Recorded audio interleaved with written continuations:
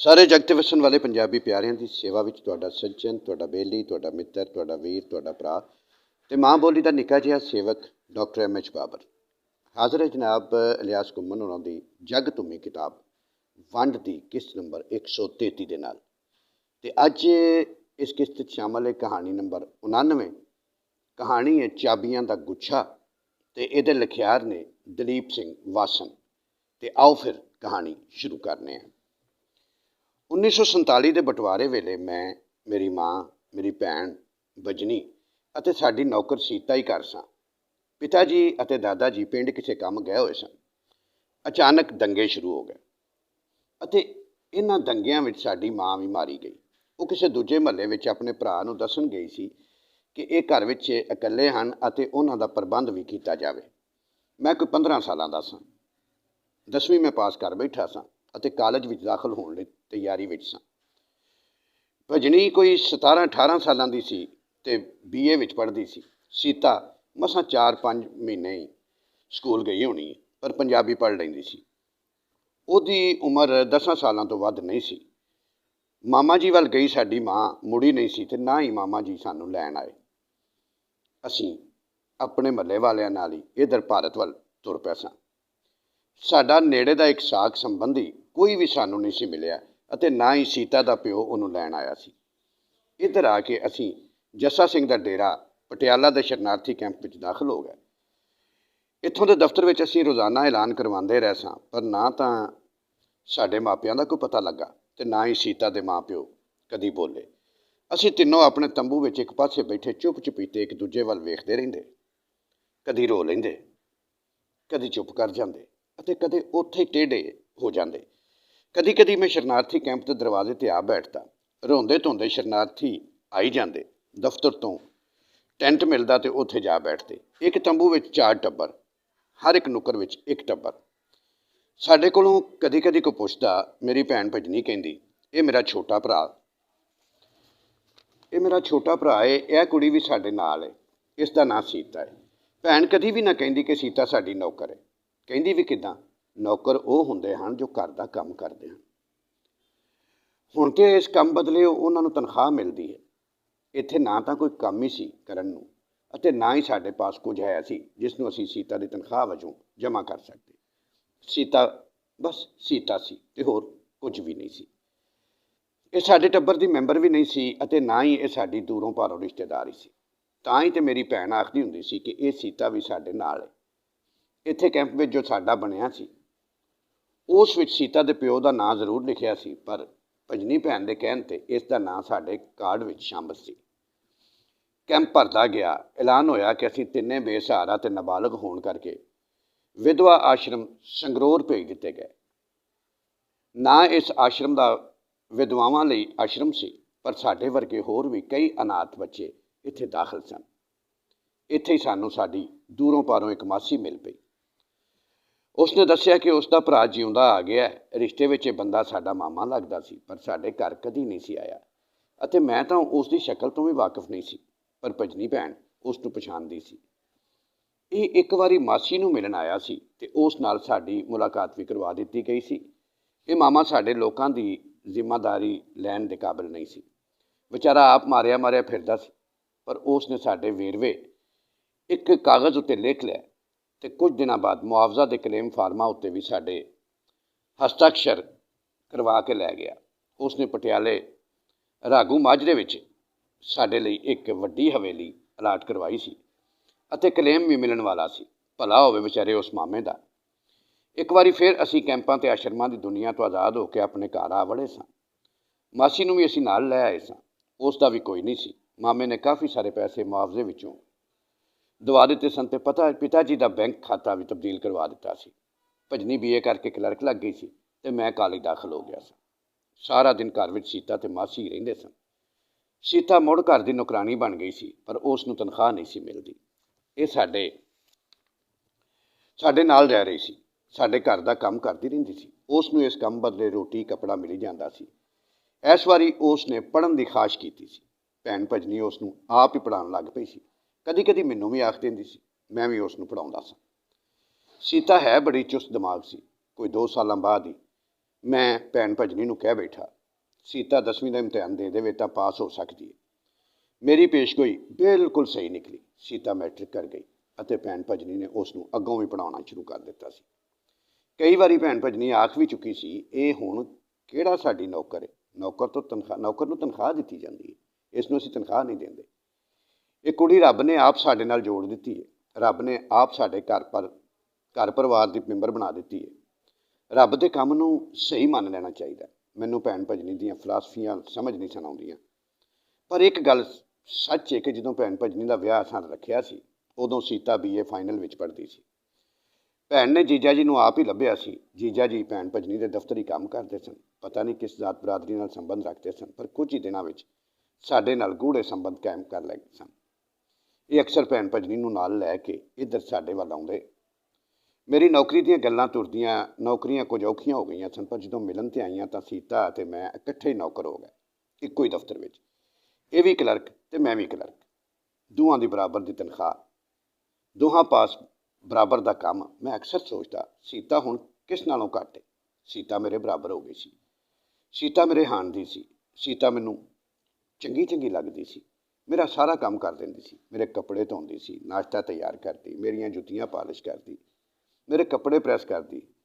ਸੀਤਾ ਹੀ ਵੇਖਦੀ ਕਿ ਕਿਧਰੇ ਕਮੀਜ਼ ਪੈਂਟਾਂ ਦੇ ਬਟਨ ਤਾਂ ਨਹੀਂ ਟੁੱਟ ਗਏ। ਮੈਨੂੰ ਇੰਝ ਲੱਗਦਾ ਸੀ ਜਿਵੇਂ ਸੀਤਾ ਬਗੈਰ ਮੈਂ ਇੱਕ ਦਿਨ ਨਹੀਂ ਰਹਿ ਸਕਾਂਗਾ। ਮੇਰੇ ਦਫ਼ਤਰ ਦੇ ਮੇਰੇ ਸਾਥੀ ਪੁੱਛਦੇ, ਸੀਤਾ ਕੌਣ ਹੈ? ਮੈਨੂੰ ਸਮਝ ਨਹੀਂ ਸੀ ਪਈ ਆਉਂਦੀ ਕਿ ਕੀ ਆਖਾਂ। ਬਸ ਉਹੀ ਪੁਰਾਣਾ ਵਾਕ ਮੁੜ ਦੁਹਰਾ ਦਿੰਦਾ, ਸੀਤਾ ਸਾਡੇ ਨਾਲ ਰਹਿੰਦੀ ਹੈ। ਸਾਡੇ ਨਾਲ ਹੀ ਪਾਕਿਸਤਾਨ ਨੂੰ ਆਈ ਹੈ, ਉੱਥੇ ਵੀ ਸਾਡੇ ਨਾਲ ਹੀ ਰਹਿੰਦੀ ਸੀ, ਇੱਥੇ ਵੀ ਸਾਡੇ ਨਾਲ ਹੀ ਰਹਿੰਦੀ ਹੈ। ਇਸ ਦਾ ਹੋਰ ਕੋਈ ਨਹੀਂ ਬਚਿਆ, ਸਾਡਾ ਵੀ ਕੋਈ ਨਹੀਂ ਬਚਿਆ। ਅਸੀਂ ਸੀਤਾ ਨੂੰ ਛੱਡ ਨਹੀਂ ਸਕੇ, ਸੀਤਾ ਵੀ ਸਾਨੂੰ ਛੱਡ ਕੇ ਕਿਧਰੇ ਨਹੀਂ ਗਈ। ਬਸ ਹੁਣ ਸੀਤਾ ਸਾਡੇ ਘਰ ਦੀ ਮੈਂਬਰ ਬਣ ਗਈ।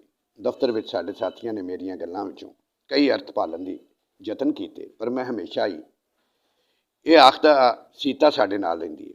ਮੈਂ ਕਈ ਵਾਰੀ ਰਸਤੇ ਵਿੱਚ ਸੀਤਾ ਨੂੰ ਪੁੱਛਦਾ, ਮੇਰੇ ਨਾਲ ਮੇਰੇ ਸਾਥੀ ਬਹੁਤ ਗੱਲਾਂ ਕਰਦੇ ਹਨ, ਹਮੇਸ਼ਾ ਤੇਰੇ ਬਾਰੇ ਪੁੱਛਦੇ, ਛਾਣਬੀਨ ਕਰਦੇ ਰਹਿੰਦੇ ਹਨ। ਤੇਰੀਆਂ ਸਹੇਲੀਆਂ ਵੀ ਤੇਰੇ ਪਾਸੋਂ ਪੁੱਛਦੀਆਂ ਹੋਣਗੀਆਂ। ਉਹ ਦੱਸਦੀ, ਹਾਂ ਪੁੱਛਦੀਆਂ ਹਨ। ਮੈਂ ਆਖ ਦਿੱਤਾ, ਮੈਂ ਉਹਨਾਂ ਪਾਸ ਨੌਕਰ ਹਾਂ। ਮੈਂ ਹੁਣ ਵੀ ਉਹਨਾਂ ਦੀ ਨੌਕਰਾਣੀ ਹਾਂ। ਇਹਨਾਂ ਦੀ ਮਿਹਰਬਾਨੀ ਹੈ ਕਿ ਇਹਨਾਂ ਨੇ ਮੈਨੂੰ ਪੈਰਾਂ 'ਤੇ ਖੜਾ ਕਰ ਦਿੱਤਾ। ਮੈਂ ਸੀਤਾ ਨੂੰ ਕਹਿੰਦਾ, ਸੀਤਾ ਇਹ ਨੌਕਰਾਣੀ ਵਾਲੀ ਗੱਲ ਨਾ ਆਖਿਆ ਕਰ। ਹਾਲਾਤ ਨੇ ਸਾਨੂੰ ਸਾਰਿਆਂ ਨੂੰ ਬਰਾਬਰ ਕਰ ਦਿੱਤਾ। ਨਾ ਤਾਂ ਅਸੀਂ ਨੌਕਰ ਰੱਖਣ ਦੀ ਹੈਸੀਅਤ ਵਿੱਚ ਹਾਂ ਅਤੇ ਨਾ ਹੀ ਹੁਣ ਅਸੀਂ ਤੈਨੂੰ ਕੋਈ ਤਨਖਾਹ ਦਿੰਦੇ ਹਾਂ। ਤੂੰ ਹੁਣ ਸਾਡੇ ਘਰ ਦੀ ਮੈਂਬਰ ਹੈ। ਪਰ ਸੀਤਾ ਕਹਿੰਦੀ, ਮੈਂ ਇਹ ਗੱਲ ਨਹੀਂ ਕਹਿ ਸਕਦੀ। ਮੇਰੀਆਂ ਸਾਥਣਾਂ ਇਸ ਵਾਕ ਦੇ ਕਈ ਅਰਥ ਕੱਢ ਸਕਦੀਆਂ ਹਨ। ਕਈ ਵਾਰੀ ਭੈਣ ਭਜਨੀ ਸੀਤਾ ਨੂੰ ਕਹਿੰਦੀ, ਸੀਤਾ ਕੋਈ ਲੜਕਾ ਲੱਭ ਲੈ, ਤੇਰਾ ਵੀ ਵਿਆਹ ਕਰ ਦੇਵਾਂ, ਮੇਰੀ ਜ਼ਿੰਮੇਵਾਰੀ ਖਤਮ ਹੋ ਜਾਏਗੀ। ਜੇਕਰ ਤੂੰ ਨਹੀਂ ਲੱਭ ਸਕਦੀ ਤਾਂ ਮੈਨੂੰ ਦੱਸ, ਮੈਂ ਕਿਧਰੇ ਵੇਖਾਂ ਤੇਰੇ ਵਾਸਤੇ ਲੜਕਾ। ਇਸੇ ਤਰ੍ਹਾਂ ਦੀਆਂ ਗੱਲਾਂ ਮਾਸੀ ਵੀ ਆਖਦੀ ਸੀ, ਪਰ ਸੀਤਾ ਗੁੰਮ ਰਹਿੰਦੀ। ਕਦੀ ਕਦੀ ਆਖਦੀ, ਮੈਂ ਚਲੀ ਗਈ ਤਾਂ ਕਾਕਾ ਜੀ ਦੇ ਕੰਮ ਕੌਣ ਕਰੂਗਾ? ਜਦੋਂ ਤੱਕ ਕਾਕਾ ਜੀ ਦੇ ਕੰਮ ਕਰਨ ਵਾਲੀ ਇਸ ਘਰ ਵਿੱਚ ਨਹੀਂ ਆਉਂਦੀ, ਉਦੋਂ ਤੱਕ ਮੈਂ ਕਿਧਰੇ ਨਹੀਂ ਜਾਣਾ। ਉਹ ਸਾਰੀਆਂ ਗੱਲਾਂ ਮੈਂ ਸੁਣਦਾ ਰਹਿੰਦਾ ਸੀ। ਇਹ ਬਿਲਕੁਲ ਸਹੀ ਸੀ ਕਿ ਸੀਤਾ ਬਗੈਰ ਮੈਂ ਇੱਕ ਦਿਨ ਵੀ ਨਹੀਂ ਰਹਿ ਸਕਦਾ ਸਾਂ। ਮੈਨੂੰ ਤਾਂ ਸੱਚ ਪੁੱਛੋ ਤਾਂ ਆਪਣੇ ਹੱਥ ਵੀ ਸਵਾਰ ਕੇ ਧੋਣੇ ਨਹੀਂ ਸੁਣਾਉਂਦੇ। ਸੀਤਾ ਮੈਨੂੰ ਬਿਲਕੁਲ ਨਕਾਰਾ ਬਣਾ ਕੇ ਰੱਖ ਦਿੱਤਾ ਸੀ। ਮੈਂ ਕਈ ਵਾਰੀ ਸੋਚਦਾ ਸਾਂ ਕਿ ਸੀਤਾ ਨੂੰ ਆਖਦੇ ਹਾਂ, ਤੂੰ ਸੀਤਾ ਵਿਆਹ ਕਰਾ ਹੀ ਨਾ, ਬਸ ਸਾਡੇ ਨਾਲ ਰਹੀ ਜਾ। ਪਰ ਫਿਰ ਸੋਚਦਾ ਸਾਂ, ਇਹ ਵਿਆਹ ਕਿਉਂ ਨਾ ਕਰੇ? ਆਖਰ ਇਹ ਵੀ ਇਨਸਾਨ ਹੈ, ਸੋਹਣੀ ਸੁਲੱਖਣੀ ਹੈ, ਪੜ੍ਹੀ ਲਿਖੀ ਹੈ। ਨੌਕਰ ਜੇ ਘਰ ਦਾ ਸਾਰਾ ਕੰਮ ਕਰ ਸਕਦੀ ਹੈ, ਉਸ ਦਾ ਵਿਆਹ ਹੋ ਸਕਦਾ, ਬੜੀ ਆਸਾਨੀ ਨਾਲ ਹੋ ਸਕਦਾ। ਅੱਜ ਕੱਲ੍ਹ ਸੀਤਾ ਦੇ ਵਿਆਹ ਦੀ ਧੁਨ ਮੇਰੇ ਸਿਰ ਉੱਤੇ ਸਵਾਰ ਸੀ। ਮੈਂ ਆਪਣੇ ਦੋਸਤਾਂ ਨੂੰ ਟੋ ਕੇ ਵੇਖਦਾ ਸੀ, ਕੋਈ ਸ਼ਾਇਦ ਸੀਤਾ ਨਾਲ ਵਿਆਹ ਕਰਨ ਲਈ ਤਿਆਰ ਹੋ ਜਾਵੇ। ਪਰ ਹਰ ਕੋਈ ਸੀਤਾ ਦੇ ਪਿਛੋਕੜ ਬਾਰੇ ਜਾਣਨ ਦੀ ਕੋਸ਼ਿਸ਼ ਕਰਦਾ ਸੀ। ਸੀਤਾ ਦਾ ਪਿਛੋਕੜ ਤਾਂ ਮੈਨੂੰ ਆਪ ਨਹੀਂ ਸੀ ਪਤਾ। ਮੈਂ ਕਿਸੇ ਨੂੰ ਕੀ ਦੱਸ ਸਕਦਾ ਸੀ? ਭੈਣ ਭਜਨੀ ਨੇ ਕਿਸੇ ਨਾਲ ਗੱਲ ਚਲਾਈ ਸੀ, ਉਸਨੇ ਸਾਨੂੰ ਆਣ ਕੇ ਦੱਸਿਆ ਵੀ ਸੀ। ਸੀਤਾ ਪਾਸੋਂ ਵੀ ਪੁੱਛਿਆ ਸੀ। ਮੈਂ ਕੀ ਕਹਿ ਸਕਦੀ ਹਾਂ? ਮੈਂ ਤਾਂ ਸਿਰਫ ਇਸ ਘਰ ਦੇ ਜੀਅ ਵੇਖੇ ਸੀ, ਬਾਕੀ ਸਾਰੇ ਦਾ ਸਾਰਾ ਸੰਸਾਰ ਮੇਰੇ ਲਈ ਓਪਰਾ ਵੇ। ਪਤਾ ਨਹੀਂ ਮੈਂ ਓਪਰੇ ਲੋਕਾਂ ਨੂੰ ਪਸੰਦ ਵੀ ਆਵਾਂਗੀ ਜਾਂ ਨਹੀਂ। ਸੀਤਾ ਦਾ ਇਹ ਉੱਤਰ ਮੇਰੇ ਅੰਦਰ ਚੀਰ ਕੇ ਲੰਘ ਗਿਆ ਸੀ। ਕਿਤਨੀ ਮਾਸੂਮਤਾ ਸੀ ਉਸ ਦੇ ਸ਼ਬਦਾਂ ਵਿੱਚ, ਇੱਕ ਤਰਲਾ ਜਿਹਾ ਸੀ ਉਸ ਦੀ ਆਵਾਜ਼ ਵਿੱਚ। ਉਹ ਆਖਦੀ ਸੀ, ਮੈਂ ਤਾਂ ਮਸਾਂ ਇਸ ਘਰ ਦੇ ਜੀਆਂ ਨਾਲ ਹੀ ਪਛਾਣ ਪਾ ਸਕੀ ਹਾਂ, ਬਾਕੀ ਸਾਰੇ ਦਾ ਸਾਰਾ ਜਹਾਨ ਉਸ ਵਾਸਤੇ ਓਪਰਾ ਸੀ, ਬਿਲਕੁਲ ਓਪਰਾ। ਸੀਤਾ ਹੁਣ ਓਪਰੇ ਲੋਕਾਂ ਵਿੱਚ ਚਲੀ ਜਾਵੇਗੀ। ਸੀਤਾ ਹੁਣ ਸਾਡੇ ਘਰ ਨਹੀਂ ਰਹੇਗੀ। ਹੁਣ ਮੈਨੂੰ ਸਾਰੇ ਕੰਮ ਆਪ ਕਰਨੇ ਪਿਆ ਕਰਨਗੇ। ਇੱਕ ਦਿਨ ਸੀਤਾ ਮੈਨੂੰ ਆਖ ਰਹੀ ਸੀ, ਕਾਕਾ ਜੀ ਹੁਣ ਆਪਣੇ ਕੰਮ ਕਰਨੇ ਸਿੱਖ ਲਓ। ਫਿਰ ਨਾ ਕਹਿਣਾ ਪਹਿਲਾਂ ਦੱਸਿਆ ਨਹੀਂ, ਮੈਨੂੰ ਕਿਸੇ ਨੇ ਜਿਉਣ ਦੇਣਾ। ਅਤੇ ਉਸ ਮੇਰੀ ਅਲਮਾਰੀ ਦੀਆਂ ਚਾਬੀਆਂ ਵੀ ਮੈਨੂੰ ਫੜਾ ਦਿੱਤੀਆਂ ਸਨ। ਆਖ ਰਹੀ ਸੀ ਸਾਰੇ ਪੈਸੇ ਲਾਕਰ ਵਿੱਚ ਪਏ ਹਨ, ਲੋੜ ਪਏ ਤੇ ਉੱਥੋਂ ਕੱਢ ਲੈਣਾ। ਉਸ ਰਾਤ ਮੈਂ ਸੁੱਤਾ ਨਹੀਂ ਸਾਂ। ਮੈਂ ਕਈ ਵਾਰੀ ਰਾਤੀ ਉੱਠ ਕੇ ਸੀਤਾ ਦੇ ਕਮਰੇ ਤੱਕ ਗਿਆ ਸਾਂ। ਮੈਂ ਸੀਤਾ ਨਾਲ ਕੁਝ ਗੱਲਾਂ ਕਰਨਾ ਚਾਹੁੰਦਾ ਸਾਂ। ਅੱਜ ਸੀਤਾ ਮੈਨੂੰ ਚਾਬੀਆਂ ਪਕੜਾ ਗਈ ਸੀ। ਪਤਾ ਨਹੀਂ ਕਿੰਨਾ ਹੀ ਵੱਡਾ ਬੋਝ ਮੇਰੇ ਸਿਰ 'ਤੇ ਪਾ ਕੇ ਆਪ ਘੂਕ ਸੁੱਤੀ ਪਈ ਸੀ। ਮੈਂ ਭਜਨੀ ਭੈਣ ਨੂੰ ਵੀ ਦੱਸਿਆ ਸੀ, ਸੀਤਾ ਨੇ ਚਾਬੀਆਂ ਮੈਨੂੰ ਦੇ ਦਿੱਤੀਆਂ ਹਨ। ਉਸ ਅੱਗੋਂ ਸਹਿਜ ਸੁਭਾਅ ਹੀ ਆਖਿਆ ਸੀ, ਚੰਗਾ ਕੀਤਾ ਉਸਨੇ, ਨਹੀਂ ਤਾਂ ਮੈਂ ਆਪ ਉਸ ਪਾਸੋਂ ਚਾਬੀਆਂ ਲੈ ਕੇ ਤੈਨੂੰ ਦੇ ਦੇਣੀਆਂ ਸਨ। ਆਖਰ ਹੈ ਤਾਂ ਉਹ ਨੌਕਰਾਣੀ ਹੀ, ਸਾਡੀ ਲੱਗਦੀ ਕੀ ਹੈ।